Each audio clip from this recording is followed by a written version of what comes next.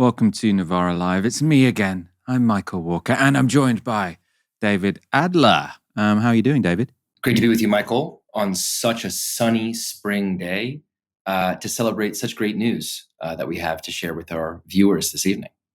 Where are you if it's sunny? Today you find me in New York City, which is an appropriate place, speaking about the jittery financial markets. So imagine you have Wall Street protected behind me on that wall. Yeah, we've sent you to New York to comment directly on the financial markets in New York. Cost us loads of money to get in there. Coming up tonight, we've got an interview with Stephen Kapos, a Holocaust survivor who was questioned by the police over his involvement in a Palestine solidarity demonstration. The government is publishing a league table of migrants who have been convicted of crimes. It's about their nationalities. And we'll discuss the Pope's legacy in Latin America. Stay tuned for all of that. If you'd like to support our work, you can sign up at novaramedia.com/support. And as ever, make sure to let us know your comments in the YouTube chat, or you can tweet us on the hashtag Novara Live. I should clarify, we haven't paid for David Adler to go to New York to comment on the financial markets. Your donations go to far more important things than that. So do sign up at novaramedia.com/support. Not that sending David Adler to New York wouldn't be important, but we run a tight ship. Let's go to our first story. After rowing back on his botched trade war, Donald Trump has done little to reassure global investors who are selling dollars and buying gold. In fact, gold has hit an all-time high in value as traders are flocking to the safest of assets. And the US stock market has also been shaky. So what's given the markets the jitters this time around? Let's find out. We're back with the breaking news. Take a look at the Dow, down about 3% right now, almost 1,200 points. Markets falling after President Trump once again criticized the Federal Reserve Chair, Jerome Powell, calling him a loser. Yes, billions of dollars were wiped off the markets because Trump called the Fed chair, so that's the head of the US central bank, so like the governor of the Bank of England for them, a loser. This is the post that did the damage. Preemptive cuts in interest rates are being called for by many, with energy costs way down, food prices, including Biden's egg disaster, substantially lower, and most other things trending down. There is virtually no inflation. With these costs trending down so nicely, just what I predicted they would do, there can almost be no inflation, but there can be a slowing of the economy unless Mr. Too Late, a major loser, so not just a loser, actually a major loser, lowers interest rates now. Europe has already lowered 7 times. Powell has always been too late, except when it came to the election period, when he lowered in order to help sleepy Joe Biden, later Kamala, get elected. How did that work out? Now, as you can see, Trump's anger is because the US Federal Reserve has decided not to reduce interest rates. Trump wants that to happen because lower interest rates would boost demand in the economy. Jerome Powell, so that's the Fed chair, who Trump in fact appointed in his first term. He's reluctant to lower interest rates because of the inflationary effects of Trump's tariffs. This also wasn't the first time Powell found himself in Trump's line of fire. So last week, Trump said Powell's exit from the Fed couldn't come soon enough, which led to a journalist asking this question. Mr. President, on Jerome Powell, you said that the termination of Jerome Powell cannot come fast enough. He says he won't leave, even if you ask him to. Do you believe you have... If I ask him to, he'll be out of there. But do you believe you have the power to remove him? And are you trying to do that? I don't think he's doing the job. He's too late, always too late, a little slow, and I'm not happy with him. I let him know it, and if I want him out, he'll be out of there real fast, believe me. So the idea that a president could sort of interfere in the independence of a central bank is what's got the markets jittery. They think if Donald Trump can sort of force a Fed chair to reduce interest rates, that could mean that there'll be sort of much more unstable inflation in the future. And for his part, though, Jerome Powell has suggested his position should be secure. Our independence is a matter of law. Congress has, in our statute, we're not removable except for cause. We serve very long terms, seemingly endless terms. So we're protected in the law. So, Congress could change that law, but I don't think there's any danger of that. Fed independence has pretty broad support across both political parties and in both sides of the Hill. So I think that's not a problem. Whoever comes out on top in the struggle between Trump and Powell If you believe the IMF, much of the damage has already been done. They've released their updated global growth forecast today, and they've downgraded their forecasts for the United States and global growth in light of Trump's trade war. Forecasts for US growth have been downgraded from 2.7% in January to 1.8% now. So there's a big drop because of the policies of one guy. The biggest hit, though, is to Mexico. Economist Justin Wolfers has put together this chart. So he says a tumultuous 3 months has led the IMF to revise its outlook for the global economy. Trump's trade war will hurt Mexicans and Americans the most. And you can see the revisions to 2025 GDP. For Mexico, it's down 1.7% since January. For the United States, down 0.9%. This is not saying they'll be going into recession. It's that their growth forecasts have been downgraded by this much. So in Mexico, United States, Canada, it will still be positive, but lower than it was expected to be. You can see the United Kingdom there has been downgraded by 0.5 percentage point. David, you're speaking to me from New York. You're often in Mexico. It seems somewhat unfair that that country is taking the biggest hit from the decisions made in Washington. Yeah, easy for you to chuckle, Michael, sitting over there in your London studio. But yeah, it is important to emphasize that the UK too is caught in the dragnet of these illiterate and injurious tariffs.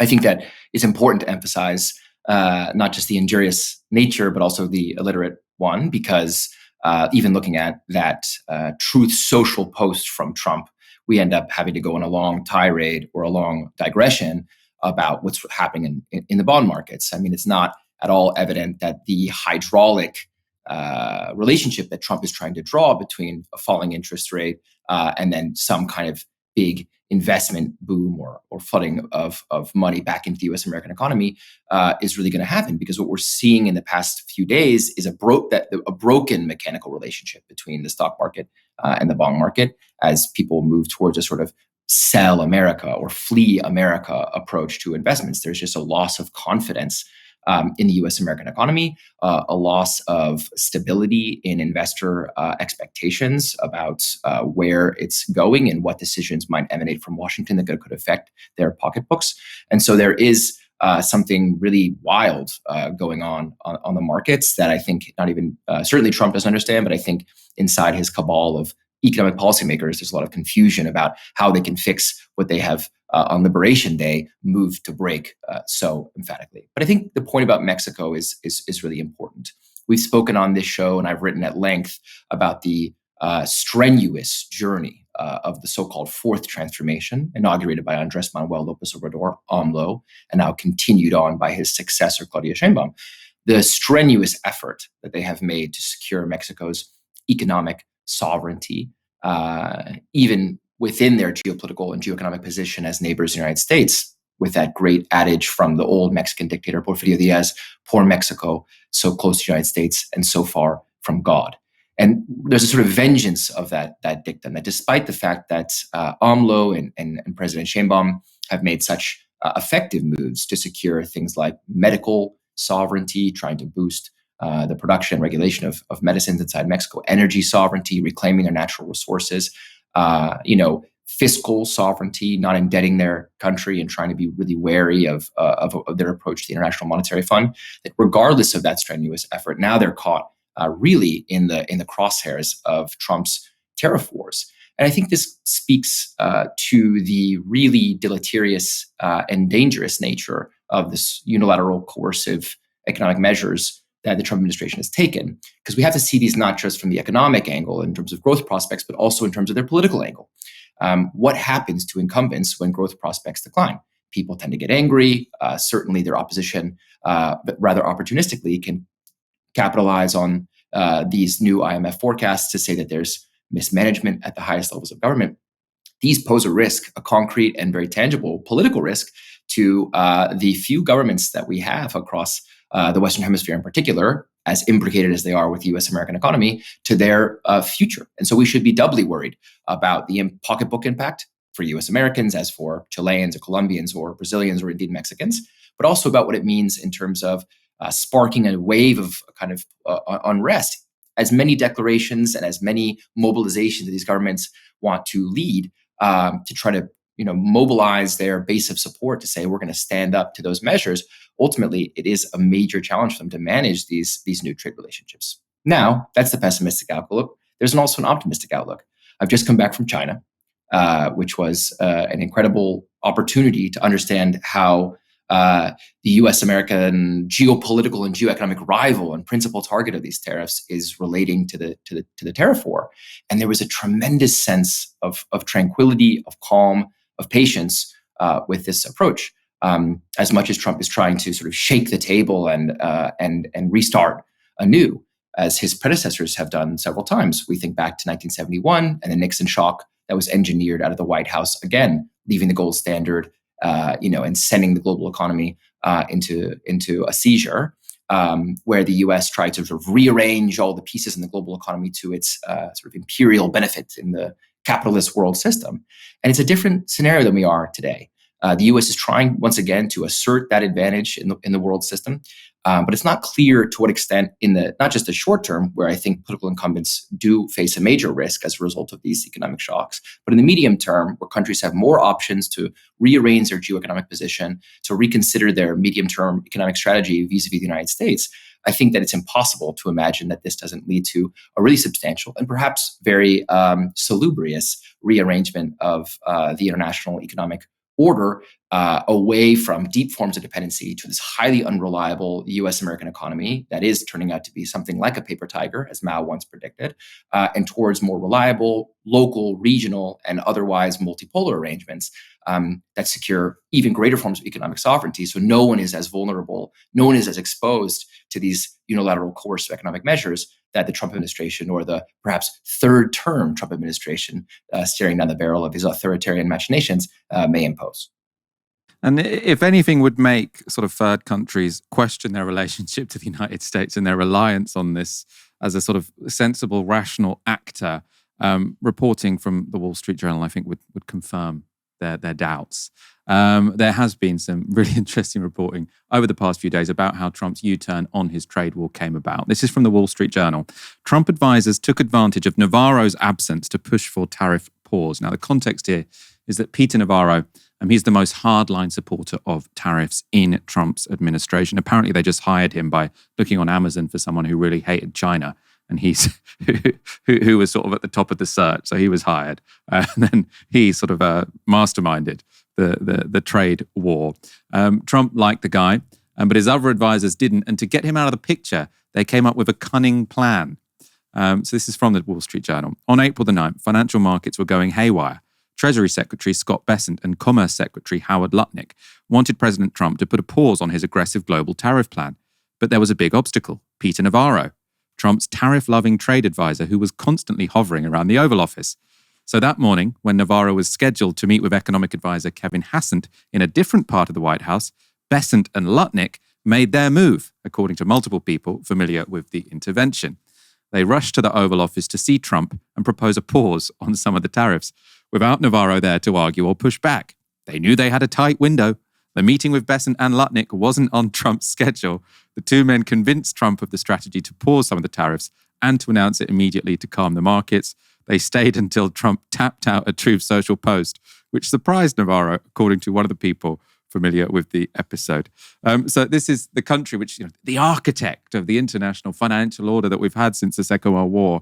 And it has come to this, where you've got an idiot for a president who has completely crashed the stock market, and then they have to get one of his advisors to go to a different part of the White House, and then literally sort of, I imagine they got him to post it by sort of flattery and the likes, were saying, it would be great if you put out this Truth Social post, and then he does it, and then suddenly the S&P and the Dow Jones spike back up because people think that sort of nuclear Armageddon in the economic system is no longer going to come about. But this is only going to be a small reprieve, right? When you have a moron for president, these things will keep happening, as it seems like they're happening with the Fed Reserve Chairman and Trump at the moment, which is making everyone buy gold.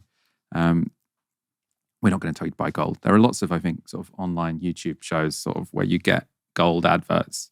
We're not one of those shows. Although I suppose we don't decide what YouTube advertises on our shows. I haven't seen any gold They advertise it a lot on GB News. I think Nigel Farage for a while was encouraging people to buy gold. Before we move on, we have some exciting news. Novara Media has today launched a brand new podcast. It's a 4-part series called Committed, in which my colleagues Rivka Brown and Claire Heimer go behind bars to find out why dozens of young climate activists are risking prison for what they believe in. Here's a clip from their interview with Angel, the partner of a Just Stop Oil activist who was until recently serving time at HMP Bronzefield. I found out she was in prison from Instagram.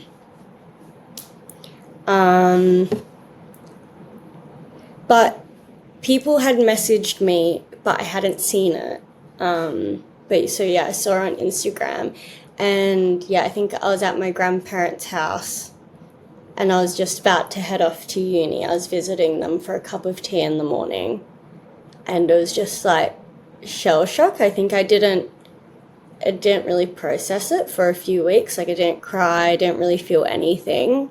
The longer she stayed in England, the more I knew that she was going to go to prison because it was just getting worse and worse. And not that I think she deserves to be in prison at all. But I mean, the political unrest around climate stuff was getting worse and worse.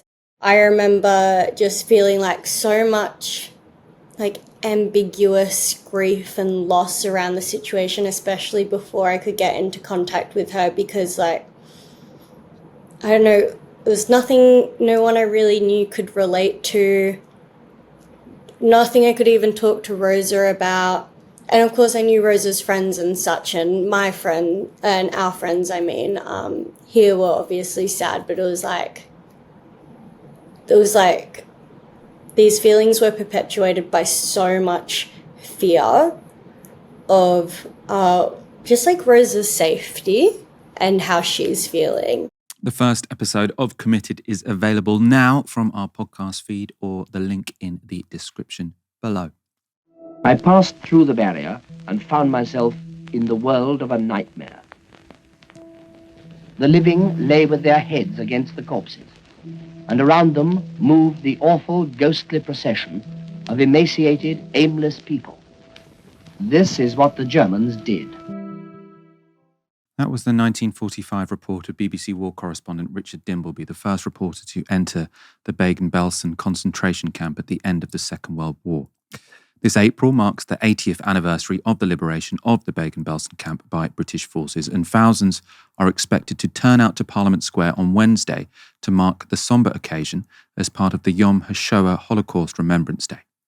The enduring horror of the Holocaust, where the Nazis carried out the systematic extermination of 6 million Jews, is an enduring reminder of how the combination of racial hatred and authoritarian government can lead to injustice and murder at unimaginable scales.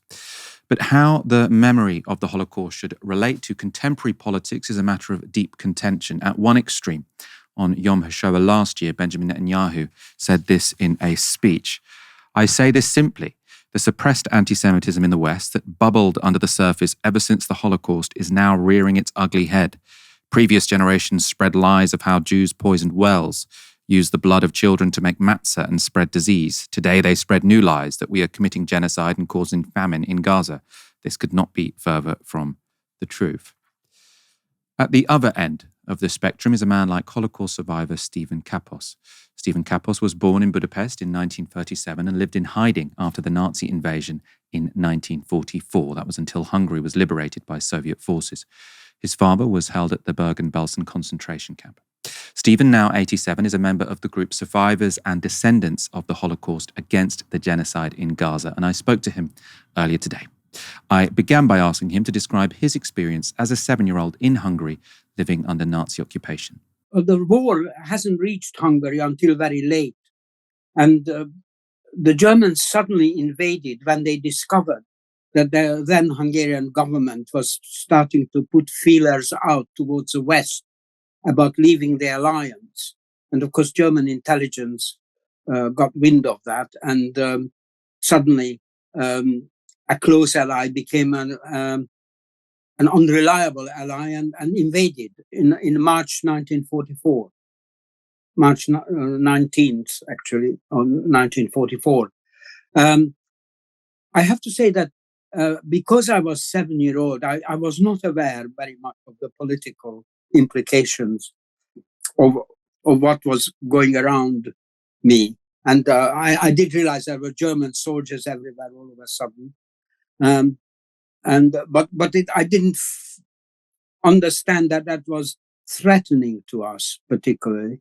I was into military things. All my toys were kind of military related, and I was saluting the German officers, and they saluted back on the streets. So it wasn't a traumatic event and a shock. It was a bit later that I realized that we were in danger. Can you talk about that then? When did that become clear that you were in danger? I know that sort of many of your family members did lose their lives in the Holocaust. So sort of what happened next? The particular branch of family who was based in Transylvania. Transylvania was reattached to Hungary by gift of Hitler, or a bigger part of Transylvania. And my family were farming in those areas. And immediately they were abused and arrested and thrown out of their home and sent to temporary deportation camps locally, from where they were transported to Auschwitz, and they died. Most of them. A couple of them came back, but 15 members of my family died in the Holocaust. Mostly from the Transylvanian branch, and a few others who lived in the south of Hungary. And but the Budapest Jews were spared to begin with, until the outright fascist party, the Arrow Cross Party, took over quite late. And then there was they instituted a kind of hunt for Jews. But the official government was hesitant about touching the Budapest Jews, which were quite numerous, 200,000 about, because of Western pressure, and even the Pope sort of trying to intercede on behalf of the Hungarian Budapest Jews. Despite the fact that Eichmann was present all this time and organized the deportation of the Hungarian Jews. But as I said, they were mainly from the countryside to begin with. By about June 44, 400,000 Hungarian Jews from the countryside were deported straight to Auschwitz, and only a few survived. And let's come up to the present day, because I know you're a member of Survivors and Descendants of the Holocaust Against the Genocide in Gaza. Could you tell me about how your experience, your understanding of the Holocaust has led you to be a campaigner against the war against Palestinians? I think the root of this goes back to my visit to Israel, where some members of my family ended up living, an aunt and so on, and others. And I was horrified about the racist atmosphere and that racist attitude towards the Palestinians, Arabs, as they call them. And I had a kind of revulsion about what was going on there, and how I was disturbed by how it affected my own family. One particular member of the family, a cousin, who came back from Auschwitz because she was a teenager, a young girl, when she was transported to Auschwitz, and she was put to work. And she was working in one of those warehouses which was sorting clothes left behind as people were herded into the gas chambers. And one day she was sorting her parents' clothes. I mean, it's a real traumatic experience. Yet she managed to come back, survived it, but she was just as racist as the rest of them. And I found that very difficult to cope with. So my sympathy for the Palestinians and the attitude against the discrimination and the racism, which I felt was a denial of the Holocaust experience, that if we went through humiliation and suffering and discrimination, I thought the natural thing would be to never to visit it on anyone. And yet here they were doing just that. And I thought that was terrible. And that's a background to why I joined in the movement to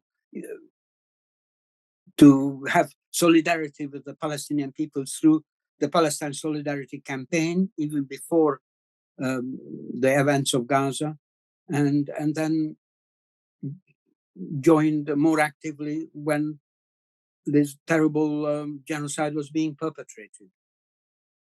In January this year, I know you attended a demonstration for Palestine solidarity, which the police had tried to ban. So you ended up being called in for questioning by the Metropolitan Police. Now, I know you don't want to talk about that in detail because it's still a live case for certain people and we don't want to sort of intervene in that in any way. But I suppose, could I speak to you in more general terms about the suppression of the Palestinian movement, the pro-Palestinian movement, I suppose, in the UK and elsewhere? The root of that invitation to the police station was the events of January the 18th demonstration, which was actually banned by the police, turned into a static rally or meeting, which was felt it was an attack on free speech and solidarity and protest. So the organizer turned it into a delegation instead of a march. And I was part of the delegation, which meant that we were intending to walk with carrying flowers, a bunch of tulips, everybody in the delegation. And the delegation was to contain those who spoke at the rally and the leaders of the various sponsoring organizations, PSC and Stop the War, etc. And then we ran into a police warden, and we put down the flowers there. So the police then called in for questioning those who were in the first line of this delegation, and I was one of them. I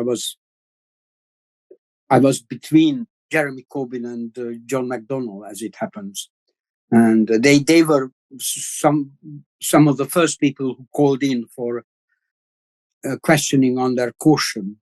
That made national news, and then later, all others who were around at the beginning of that delegation, and that's how I fell into it. And at the moment, after the interview I had with the police, we are just waiting for further developments.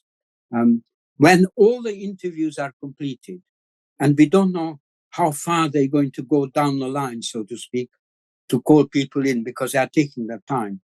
And once we understand that once all the interviews are completed, then the papers are going to be passed to the Crown Prosecution Service to decide who will be charged. So at the moment, it's just waiting. But what I found a really important and moving experience is the solidarity demonstration that happened outside the police station before I went in for questioning. I was in there for over an hour approximately, and they were still there when I came out. And it was quite a sizable, enthusiastic group of solidarity demonstrators, and I found that very moving experience. I want to talk to you about how the memory of the Holocaust is used, because I know sort of you're a member of this organization where you sort of use your experience, your memory, your understanding of the Holocaust to advocate for the people of Palestine, and you connect what's going on in Gaza to what happened in Nazi Germany. There are many other people, often very prominent people, who sort of use the memory of the Holocaust for the precise opposite reason. So you'll have people like Netanyahu saying that, you know, what Hamas are doing is a continuation of the Holocaust, or saying that people who are criticizing what Israel are doing are buying into blood libels and anti-Semitic smears. You also get sort of more moderate politicians, Keir Starmer, for example, who suggests that sort of what we're seeing on our streets when it comes to pro-Palestine demonstrations is something which should be scary to Jewish people. What do you make of that? I mean, have you had a significant amount of pushback personally from people who are opposed to the idea that you, as a Holocaust survivor, express solidarity with the Palestinian people? It's only occasionally. On the sites where this happens frequently, I'm sure, I don't follow anyway, and I don't want to. But I had occasions where Zionists called me a capo, which is a very serious insult to anybody who is Jewish. But I don't care about what the Zionists do or say, because as far as I'm concerned, they are anybody who's still a Zionist after watching the genocide and the killing of children and innocent civilians is beyond the pale. And I'm not interested in what they say. But there have been kind of provocative actions. I was watching a session of the Security Council of the United Nations, where the Israeli ambassador very theatrically put on a yellow star to try to make that connection and excuse. And it really upset me, because I had to wear the yellow star. And that was not theatrical. It was a humiliating stamping of other, being othered and rejected. And I thought it was sickening and cheapening to use that kind of thing for today's events in any way whatsoever. And I think that what is happening is that Israel and the Zionists particularly using the Holocaust experience of the Jewish people as a pass, as a pass to impunity. That the assumption is they suffered so much that they cannot be criticized.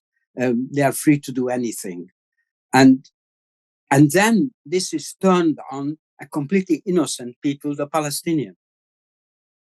So indirectly, they are made to pay for the European disaster of the Holocaust, and I think this is just terrible and completely unjustified.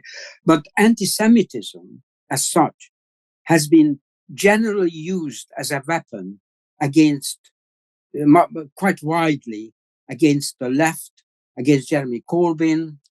In the Labour Party, it's pretty much started there in this country. And then it's found to be very effective, intimidating to people. And so they are using it in a very wide manner. And I think it's appalling. That was Stephen Kapos speaking to me earlier today. For the first time, the government will publish a league table of migrants who have been convicted of crimes. Home Secretary Yvette Cooper has ordered Home Office officials to produce a detailed breakdown of offences committed by foreign nationals living in the UK. And the plans will reportedly focus on offenders awaiting deportation. A Labour source said this: "Not only are we deporting foreign criminals at a rate never seen when Chris Philp and Robert Jenrick were in charge at the Home Office, but we will also be publishing far more information about that cohort of offenders than the Tories ever did." The Tories, for their part, have claimed Labour's move as a victory for them, saying the government, quote, buckled to pressure from the opposition to disclose the data. Here's Shadow Home Secretary Chris Philp being asked the obvious follow-up question on LBC. Why didn't you do it when you were in power? Well, we certainly deported a lot of foreign Why didn't criminals. you do league tables when you were in power? Well, we did publish certain data on foreign criminals, which you can find Why online. Why didn't you do these league tables, which is what you're pushing for? I mean, less than 12 months ago, you and your colleagues were at the helm. Why didn't you do it then?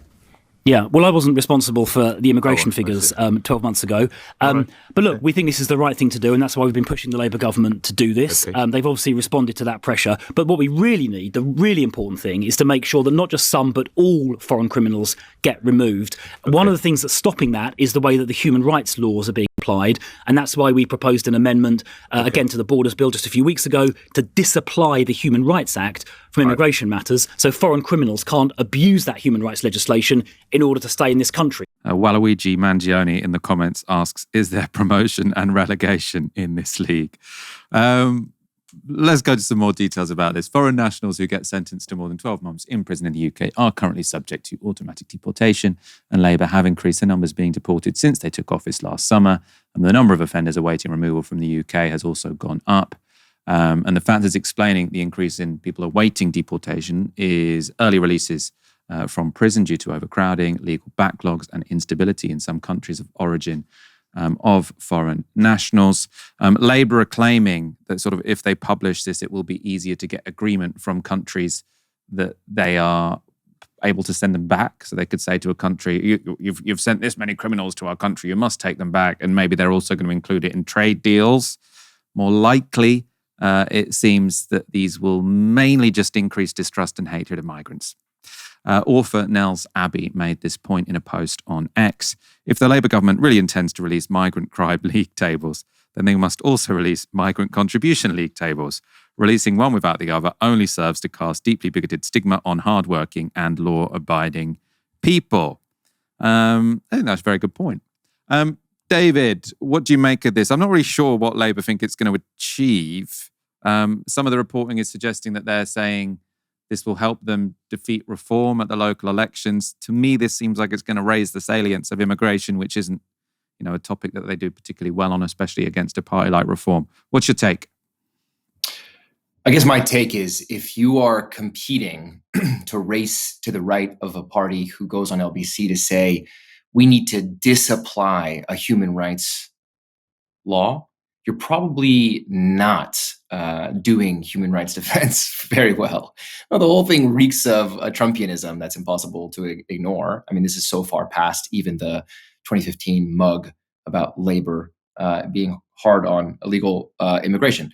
At this point, it's so blurry to me. I can't tell the difference between what Labour really believes and thinks and its efforts to both ingratiate itself to its transatlantic ally that is also advancing forward with a process of catching illegals. You may have seen a great post on X from the White House lawn saying it's Easter, but instead of catching rabbit eggs, we're catching illegals. I mean, this is the kind of really fascistic, Nazi-esque stuff that's coming out of the US right now. And of course, it's an echo of that we're hearing at Westminster. So yeah, I think, Michael, my take is similar to yours in the sense that we have never seen, possibly in the history of social democracy, that chasing this far-right vote by moving into the moral abyss of the castigation, isolation, and expulsion of migrants. We've never seen that work. Many people will cite, the Danish social democrats who, of course, have confiscated gold and, criminalized violations of the European way of life. But I'm not convinced that this has ever been a winning strategy. And certainly the poll numbers recently, which have Reform in first, Tories in second, and Labour in third among even a core constituency of Labour voters. This has me really concerned that cooler heads, wiser heads, and even the great polling, the very expensive polling firms that are being contracted by the Labour Party, they understand what they're doing. Yeah, I mean, I suppose with the Danish case, because people say the Social Democrats did become more socially conservative on immigration, and that has led to sort of the diminished popularity of the populist right in that country. I suppose then it depends what your sort of definition of victory is, because many people would think that if you've got a socially conservative social democratic party, then what's the point of it. I suppose, my thoughts on this is, I don't mind really if you have a Labour government. I mean, we had net migration of 700,000 or 800,000 or 900,000, whatever it is. I don't really mind if you've got a Labour government that says that could be a bit lower. But I think sort of doing these kind of manoeuvres that increase the salience of migration seems to me self-defeating, right? If you want to have a tougher policy when it comes to migration in terms of the numbers who come here, like that's one thing. Sort of actively creating headlines for the right-wing press to demonize migrants seems like another. Pope Francis was the first pontiff from the global south, and his passing will be especially important in Latin America. This is part of a report from France 24 visiting the neighborhood he used to frequent when he was Archbishop of Buenos Aires. Shantytown 2124 in the south of the Argentinian capital is one of those that Father Bergoglio regularly visited before becoming Pope Francis. Many of the local people have fond memories of a simple, good man who was close to them. Rita was one of the missionaries who accompanied him.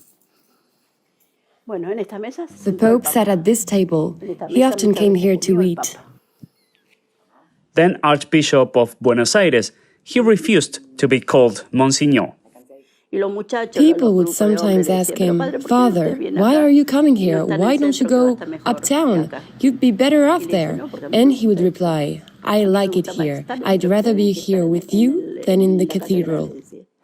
The parish here is very active, faithful to the teachings of the movement of priests from the shantytowns, which advocates community work. In one of the soup kitchens in the district, which depends on the parish, the women who prepare around 100 meals a day feel that Bergoglio has touched their lives. Betty named her son Francis in his honor. I feel proud because here we are poor Argentines, and he was one of us, just like us, but a pope. So, David, when I have you on the show, I often try and put in a Latin American story. You're usually based in Mexico City. I know you sort of study and write about Latin America a lot. This seemed like a good candidate for discussion. I suppose from your perspective, how influential was Pope Francis in terms of the politics of Latin America? I think it's impossible to overstate the influence that Pope Francis has had as an Argentine Pope, as a Latin American Pope, and as a voice for peace across the world. For those who are interested, they should really look into the Pope's first, tour across Latin America at the height of the Pink Tide, which really made a strenuous effort to connect with the popular and left-wing governments and movements across the continents, from Ecuador to Brazil and beyond, including going to not the most Catholic country, but including going to Cuba. And supporting the efforts of the then Obama administration to thaw restore diplomatic relations between the United States and Cuba, sitting with Fidel Castro, having a conversation about what it means for a government to take seriously the ills of capitalism and the greed and avarice that attend to it, and try to live out a project that redistributes power and wealth and well-being to the poor in their countries. And it's not just that. The Pope held 2 global convenings of popular movements, left-wing movements that many of your listeners will have heard of, like the movement of rural workers, the MST in Brazil, the largest social movement in Latin America, held these at the Vatican, inviting grassroots and popular organizers from across the world to travel to Rome and to be with him and to talk about the plight of the poor and the pathologies of capitalism, and the role the Catholic Church could play in supporting these more radical strains of liberation theology to which he was incredibly sympathetic. It's a very, very sad day to see this Pope pass away, in particular because I was privy to a lot of the discussions around another such popular movement convening in October at the Vatican, which is now, of course, not just at risk of a successor, of a process of succession that could lead to a right-wing turn in the Vatican, but really undermine serious progress that has been made to restore faith, confidence, and a sense of belonging in the Catholic Church. Now, having said that, it's also impossible to overstate the transformation of the religious landscape in Latin America in the past 20 years, or even since Pope Francis became Pope Francis, which is to say the massive acceleration evangelism, Pentecostalism in Latin America, all the way from Central American countries like Guatemala and Honduras down to Brazil, where we would have heard a lot about the role of the evangelical church playing out in terms of the political economy. This is to say, displacing what was a very revolutionary tradition of liberation theology that was adopted by many of such sort of radical movements that sought to replace an old anti-clericism with a new reconciliation and pursuit of a sort of biblical interpretation that was about Jesus as a man of the poor and someone who wanted to fight for these issues of redistribution against the authoritarianism of the military dictatorships of the 20th century, replace that radical tradition of liberation theology with a prosperity theology, with one that is all about accumulation, that is really waving the flag of liberty and free markets and even anarcho-capitalism in Latin America over and above any such effort by Pope Francis to remind the church of its humble origins in Nazareth. And I think that gets reflected in even in a place like Argentina, where, as the segment you showed illustrates so clearly, there's such a deep feeling of loyalty and affection and attachment to the figure of Pope Francis and to his teachings.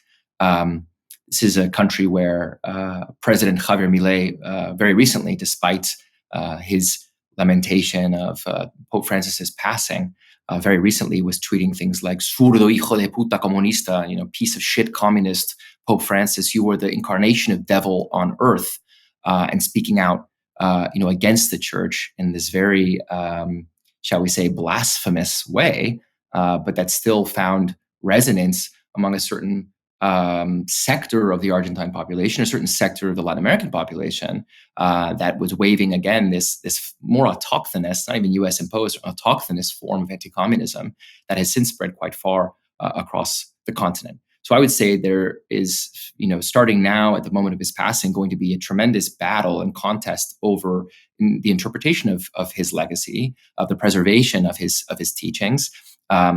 And of the future of the Vatican as a potential source of either solidarity with poor people and their struggles in Latin America as across the world, or in a potential turn of the church away from those those teachings that were really in tune with the message of liberation theology, perhaps more in line with this sort of interpretation of the Bible that's favorable to this evangelical idea of accumulation, of dispossession, of doing whatever is necessary to wage holy wars against those who would seek to disrupt the status quo and seek to redistribute the power and resources that have been rightfully confiscated by certain capitalist powers. So I think there's a sense in which that fight is starting now in Latin America, that we cannot let the memory and the impact that Pope Francis has had over so many years as an ally of poor people and their efforts across the region to disappear or to dissipate. And I think there's a lot of anxiety about what it means to lose such a powerful ally at the Vatican, who has been there, not just for those popular struggles, but also receiving Stella Assange and talking about issues of political persecution, talking about ecology and being an ally of the struggle for environmental justice.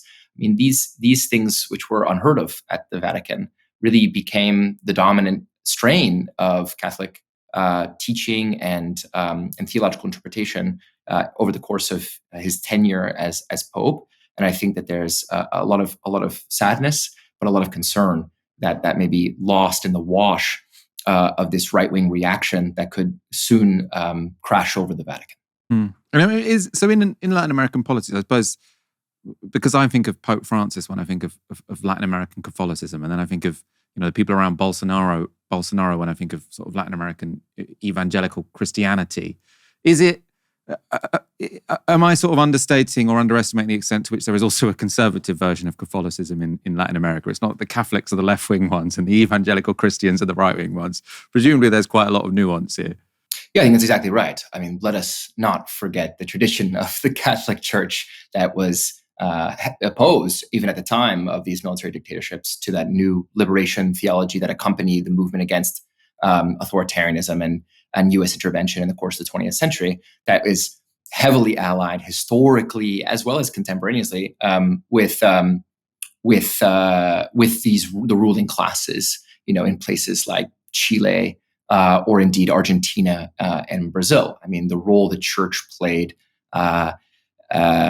even recently, for example, in the coup in Bolivia in 2019. This is something that we need to take seriously, the role that the church has played as a bastion of conservative or even neo-reactionary politics.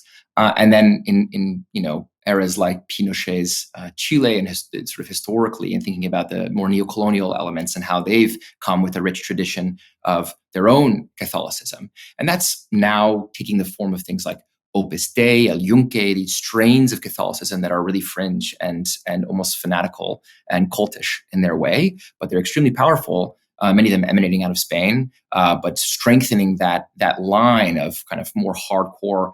They toe a line. They're not, of course, anti-Catholic because they're Catholic, but anti-Pope Francis, or at least quiet on Francis. And I think you can find them. You can see the texture of that in some of the tweets that have come out of, for example, Abascal of Vox, the far-right party in Spain. See how they talk about Pope Francis's passing. See the kind of sort of reading between the lines of the resentment that a lot of these far-right forces had, or the sense that they were biding their time for the church to turn back in their favor and to resume its role as a pillar of a highly conservative, highly stratified class society in which their position as kings and queens and colonial vassals could resume with all the glory that was once granted to it by the Vatican in a pre-Francis period. A couple of comments about our previous interview before I go to my final story. Edward Saxby says, Stephen is a good man with great courage and moral clarity. That he gets libelled and harassed says a lot about the British state and apologists for Israeli apartheid. And Valerie Camru says, thank you so much for your testimony, Stephen. It is so valuable in helping so many of us understand the context. I suppose the context of what's going on in Gaza, presumably. DeepSeek alerted the world to the fact that China can produce advanced AI. And now a sporting event has suggested they've made similar leaps when it comes to robotics. This is Tiangong Ultra setting off on a world-first humanoid robot half-marathon in Beijing. 20 other robots of varying shapes and sizes joined thousands of human runners in the 21-kilometer-long race. There is a kind of sportsmanship, whether it's humans or robots, they're all exercising. It feels like I'm watching the development of machines, the development of artificial intelligence. The event was hosted in an area of the capital called E-Town, which is a government-backed hub for high-tech manufacturing. China is aiming to lead the global race in cutting-edge technology.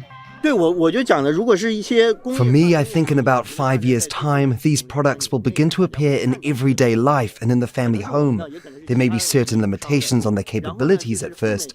It's impossible for them to do all the housework for you, like a maid, but their capabilities will improve.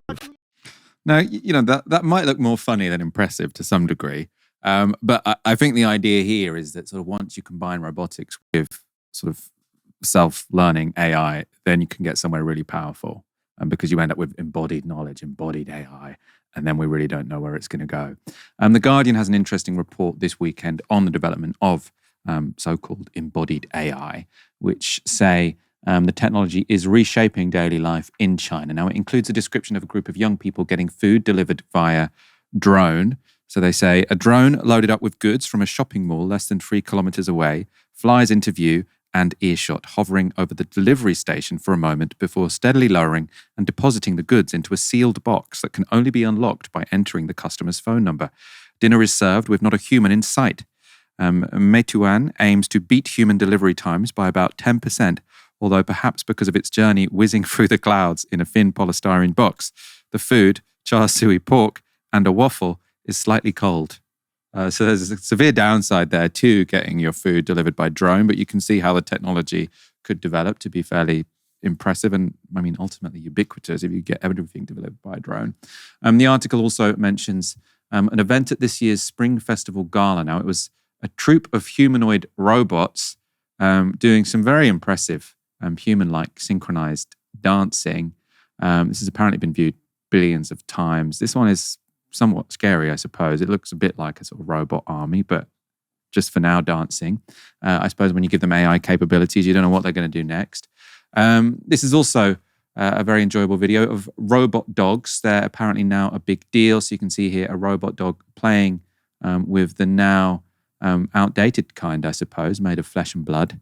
One looks more cuddly. The other one will require you to pick up less of its shit, presumably. The combination of robotics with artificial intelligence is still fraught with challenges. This is from the Guardian piece again. The industry is still fraught with challenges. I suppose I stole that line from them. Any AI model requires reams of data for training, while LLMs used for things like chatbots can draw upon the vast universe of content that is the internet.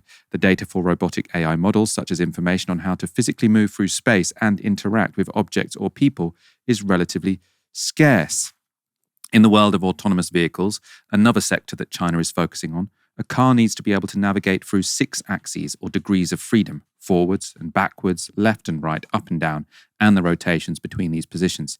The same goes for general robotics, such as Meituan's food delivery drones. For a humanoid robot to be able to mimic a human in everyday tasks, such as cooking, it needs up to 60 degrees of freedom. So they're saying there, if you give AI a humanoid robot, if you try and get that to teach itself how to behave in the world, it needs to be able to sense and move in 60 directions. Whereas if you're a car, it's 6 directions. You've just come from China, David. Did you see any impressive embodied AI? Yeah, I think so. I spent 10 days there. I was between Shanghai and Beijing, meeting with a lot of scholars and journalists and activists and NGOs across the country. And the sense that I got is, I was in town for this Beijing marathon of the robots, and is less of the static picture we get of Chinese technology and more about the dynamic one.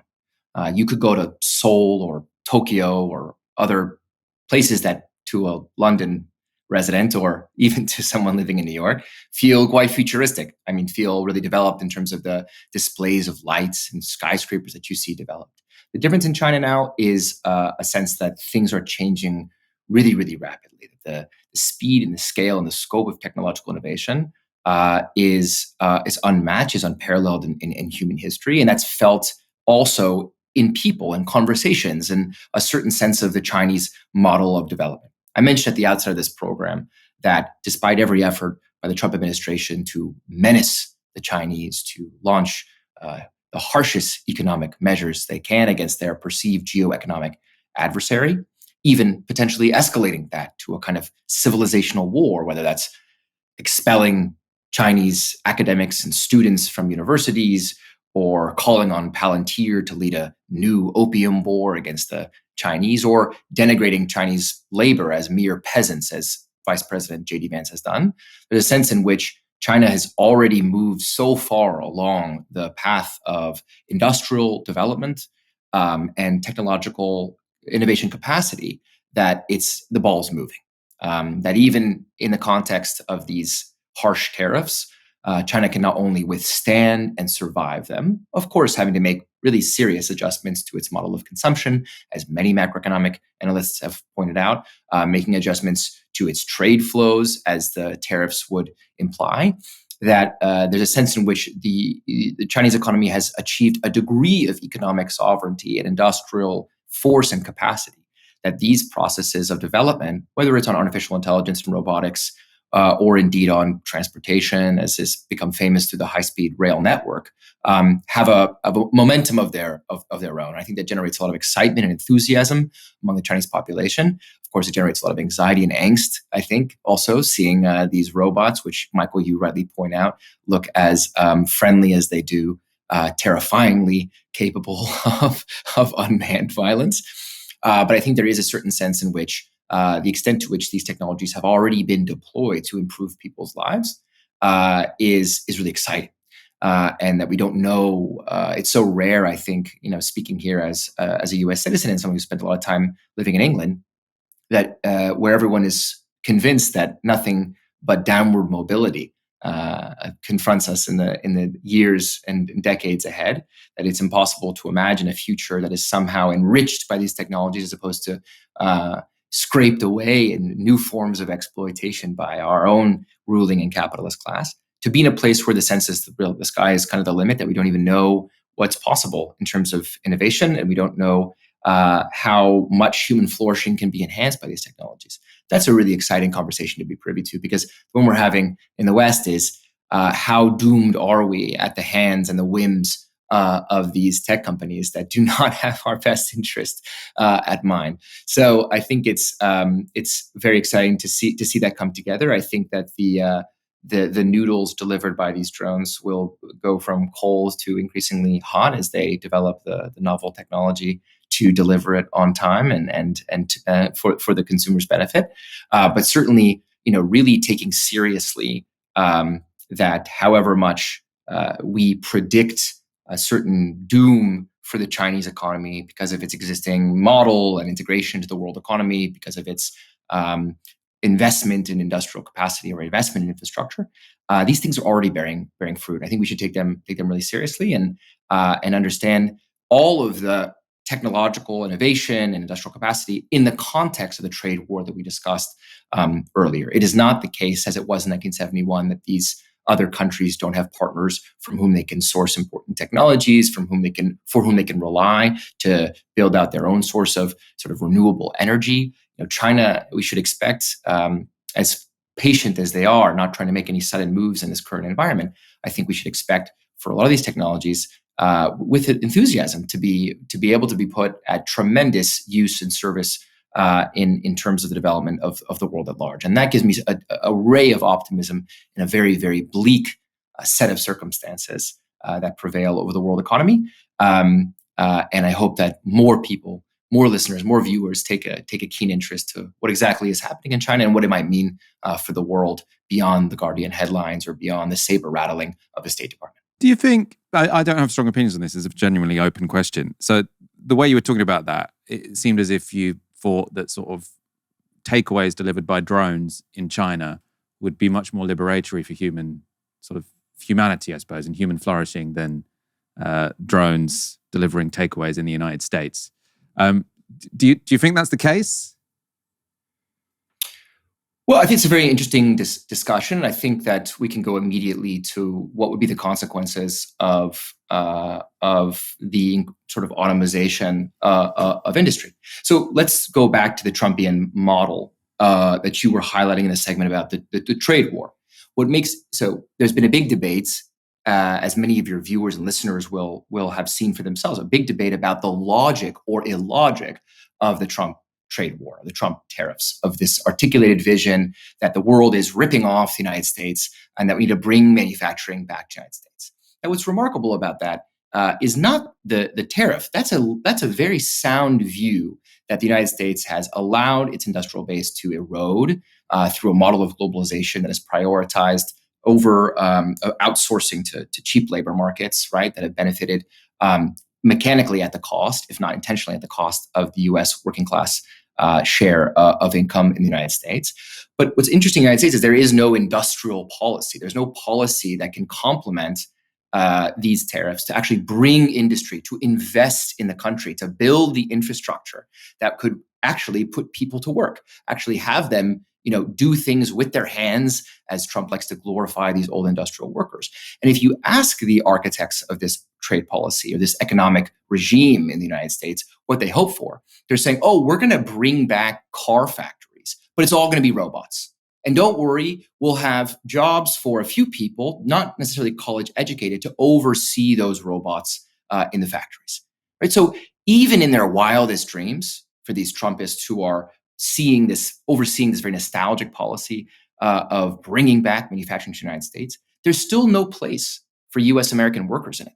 It's not as if there's an idea that we're going to be innovating, robotifying, automating, getting industry excited about investing in the United States. Certainly there's no public investment on the horizon, but even the private investment, there's still no vision in which the millions of unemployed, underemployed people, who are suffering from job insecurity in the United States will be rewarded by this new model, right? There's no redistribution or no plan for a public employment. There's no plan for a basic income that could be provided to people who are sort of negatively impacted by process of automation. So yes, I do think in the case of China, which has a more articulated vision of how it hopes to deploy labor and put people in service of a developmental project, that there is a different sort of distributional impact that we might imagine from a drone that flies consumer goods or food, in this case, to a U.S. American consumer or a Chinese consumer. One of the big debates we had in China when we were there was, is China a socialist country? It's a very interesting debate when such a high proportion of Chinese workers are in the private sector. Something like 80 or 90% of Chinese workers are working for private enterprises, although that could challenge the categorization around what private enterprise really means. So it's not as if there's no displacement or people aren't, China has so many people who are working in food delivery alone. So what happens to those workers if they were to be automated? But what is true, in contrast to the West, is that there is a plan, there is a vision that's being articulated for how to develop this country and then share the fruits of that development across rural and urban, east, west, north, and south parts of the country. And that type of serious strategic industrial thinking, we just don't have in the West. Right? This is a symptom, a morbid symptom of our model of hyper-liberalized, hyper-deregulated capitalist political economy that basically says, okay, we can make these huge gestures of protectionism from the state, but we have no way, if we're going to couple that with hyper-deregulation domestically, we have no way to make the gains, however partial they may be, from that protectionism actually work at the service of US or UK or European workers. We could talk about China's developmental model for hours, but we're going to have to wrap up, and I'm going to give the final word to Legala Deville. What's the point of a robot dog when the repair bills of a robot dog is just going to end up being as expensive as the vet anyway? Robot dogs dumped everywhere, as it will be cheaper to buy a new one. David Adler, thank you so much for joining me this evening. Always a pleasure. Sorry to be ending on such an atmospheric note, but hopefully we can come back soon to continue the debate. No, I love that. We had a long interview with Keiyu Jin last week or the week before, I'm not sure. Over 400,000 of you have watched it. If you haven't already, do check it out. I do want to be talking about the political economy of China and much more in the coming days and weeks. Thanks again, David. Thank you, everyone, for tuning in. Come back tomorrow for another live show from 6 p.m. Until then, you've been watching Novara Media. Good night.